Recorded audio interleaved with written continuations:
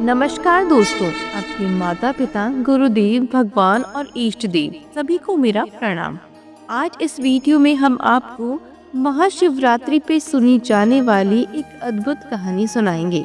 शिव पुराण के अनुसार एक समय किसी जंगल में चित्रभानु नामक शिकारी अपने परिवार के साथ रहता था। वह शिकार करके अपने परिवार का पालन पोषण करता था। एक बार शिवरात्रि के दिन जब चित्रभानु शिकार के लिए निकला, तब पूरे दिन खोजने के बाद भी उसे कोई शिकार नहीं मिला। इस प्रकार दिन भर भूखे प्यासे रहने से उसका शिवरात्रि का व्रत हो गया। उसके बच्चे, पत्नी और माता पिता को भूखा रहना पड़ेगा। इस बात से वह बहुत दुखी था। तब चित्रभानु भूख प्यास से व्याकुल होकर जंगल में शिकार खोजने लगा। देखते देखते शाम और फिर रात हो गई। तब वह एक तालाब के पास बेल के पेड़ पर पीने के लिए पानी लेकर चढ़ गया। उसे पूरा भरोसा था कि कोई न कोई यहाँ पानी पीने जरूर आएगा और प्रतीक्षा करने लगा। उस पेड़ के नीचे एक शिवलिंग भी था, जो सूखे बेलपत्र से ढका होने के कारण दिखाई नहीं दे रहा था। रात का पहला प्रहर बीतने से पहले एक हिरनी वहाँ पानी पीने आई। तब वह धनुष बाण से उसका शिकार करने के लिए तैयार हो गया। ऐसा करने से कुछ पत्ते और जल की कुछ बूंदें शिवलिंग पर गिर गई। चित्रभानु अनजाने में बेलपत्र तोड़कर नीचे फेंक रहा था, जो शिवलिंग पर गिर रहे थे। इस प्रकार संयोगवश वह दिन भर भूखा प्यासा रहा, जिससे उसका व्रत हो गया और शिवलिंग पर बेलपत्र गिरने से उसकी शिव आराधना भी हो गई। पत्तों की आवाज से हिरनी ने जब ऊपर देखा तो भयभीत होकर शिकारी से कांपते हुए स्वर में बोली, कृपया करके मुझे मत मारो। शिकारी ने कहा, मैं और मेरा परिवार भूखा है, इसलिए तुम्हें नहीं छोड़ सकता।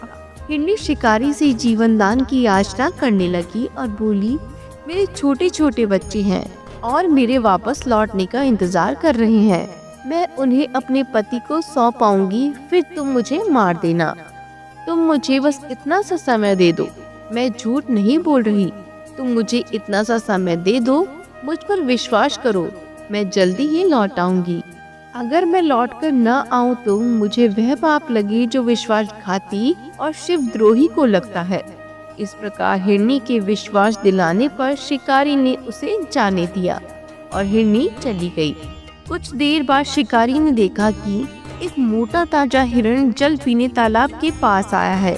उसने फिर से धनुष पर बाण चढ़ाया और फिर से कुछ जल और बेलपत्र शिवलिंग पर चढ़ गए। इस प्रकार शिकारी की दूसरे प्रहर की पूजा भी हो गई। हिरण ने जब शिकारी को धनुष पर बाण चढ़ाते हुए देखा तो हिरण बोला, ये क्या कर रहे हो? मैं घर पर अपने बच्चों को छोड़ कर आया हूँ। मुझे इतना समय दे दो कि मैं बच्चों को धैर्य देकर शीघ्र लौट आऊं। तुम मुझ पर विश्वास रखो। शिकारी ने हिरण को भी जाने दिया। हिरण जल पीकर वहां से चला गया।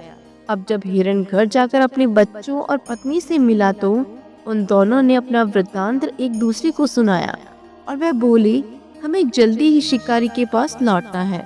अब बच्चों को धैर्य देकर जब वे चलने को तैयार हुए, सबसे पहले हिरनी बोली, मैं शिकारी के पास जाऊंगी, आप मेरे बच्चों का ख्याल रखना।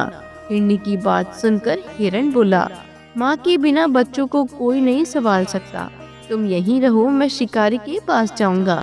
तब फिर हिरनी बोली, पति के बिना पत्नी का कैसा जीवन? आपकी मृत्यु के बाद मैं कैसे जीवित रहूंगी?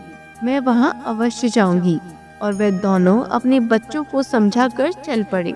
जब बच्चों ने देखा कि माता पिता जा रहे हैं तो हम क्या करेंगे, तो वह भी माता पिता के साथ चल दिए। इस प्रकार वे सभी शिकारी के पास पहुँचे। उन्हें देखकर शिकारी ने झट से धनुष पर बाण चढ़ाया, जिससे फिर कुछ बेलपत्र और जल शिवलिंग पर चढ़ गया। इससे शिकारी के तीसरी पहर की पूजा भी हो गई और उसके दुष्कर्म नष्ट हो गए और ज्ञान की प्राप्ति हुई। हिरण ने कहा, हम सब उपस्थित हैं, आप हमारा वध करके अपने परिवार की भूख मिटाइए। तब भगवान शंकर द्वारा दिए गए ज्ञान से शिकारी सोचने लगा, मुझसे तो यह अज्ञानी पशु ही धन्य है, जो कि परोपकार परायण होकर अपना शरीर दे रहे हैं। और मैं मनुष्य जन्म पाकर भी हत्यारा बन चुका हूँ। यह सोचकर शिकारी बोला, तुम सभी धन्य हो, तुम्हारा जीवन सफल है। जाओ, मैं तुम्हें नहीं मारूंगा, तुम बिना डरे यहाँ से जाओ। शिकारी के ऐसा कहते ही स्वयं भोलेनाथ वहाँ प्रकट हो गए और बोले, चित्रभानु, मैं तुमसे प्रसन्न हूँ, मनचाहा वर मांगो। यह सुनकर शिकारी भगवान के चरणों में गिर पड़ा। उसकी आंखों से आंसू बहने लगे। भगवान भोलेनाथ ने उसे सुख समृद्धि का वरदान देकर गुरु नाम प्रदान किया। अनजाने में ही सही, शिवरात्रि का व्रत करने से चित्रभानु को मोक्ष मिला। मृत्यु के बाद शिवगण उस शिकारी को शिवलोक ले गए। दोस्तों, यह वही गुरु था जिसके साथ श्री राम ने मित्रता की थी। हे भोलेनाथ, जिस प्रकार आपने उस शिकारी को सद्बुद्धि दी, उस पर अपनी कृपा की, वैसे ही शिवरात्रि का व्रत करने वाले सभी पर अपनी कृपा करना, सभी की मनोकामना पूरी करना। बोलो भोलेनाथ की जय हो। ओम नमः शिवाय। तो दोस्तों, अगर आपको ये वीडियो पसंद आया हो तो हमारे चैनल को लाइक, शेयर एंड सब्सक्राइब जरूर करें और इसी तरह की और भी वीडियोस को देखने के लिए नोटिफिकेशन बेल को ऑन कर लीजिए, जिससे आने वाले सभी वीडियोस आप देख पाएं। धन्यवाद।